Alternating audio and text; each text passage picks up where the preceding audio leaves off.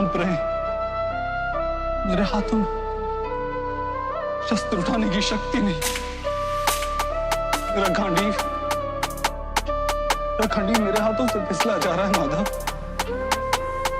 मुझे केवल भयानक विनाश दिखाई दे रहा है, केवल भयानक विनाश। युद्ध को दे दो है माधव विश्राम, अपनों के प्राण ले कांपेंगे हाथ। त्यागो गांडीव मैं ले लूं वनवास, इस भयावह खेल का क्या ही परिणाम। सुन है हृदय ये भ्रमित हो आज, अपने ही वंश के हरू की प्राण जो नगर बसे। अपने कुल के शवों पे चाहिए ना हमें उस भूमि का ताज।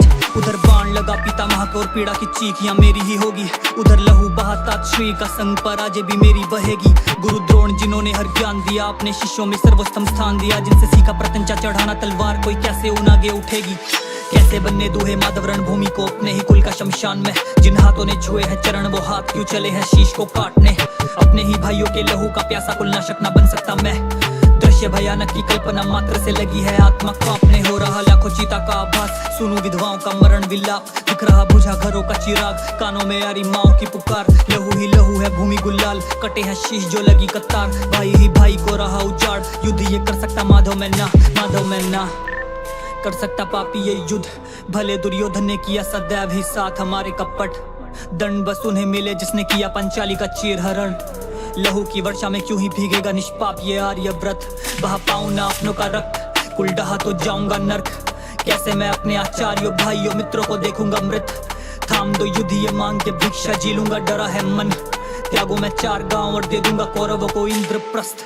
हे केशव मैं क्या ही करूं मुझे कुछ तो बताओ, मोह छलावे से मुझे बचाओ। मरीचिका में ये धसे है नेत्र, गिरा जा रहा हूं उठ भी ना पाऊं। गुरु मेरे मेरी बुद्धि है भ्रम में मार्गदर्शी, मुझे मार्ग दिखाओ। शरण में आया तुम्हारी है माधव, क्या सही गलत मेरा भेद मिटाओ। अपने ही कुल के मरण से कैसे हो धर्म स्थापित, शीत इन स्वरों में काफी। अपने ही हाथों से अपनों के प्राण हर चीता में अग्नि ना दूं मैं कदापि। राह दो स्वामी क्या अनुचित और उचित पड़ा है भ्रम मेरा ही। ज्ञान की ज्योति जलाओ है माधव सारथी भगवन मेरे चक्रधारी।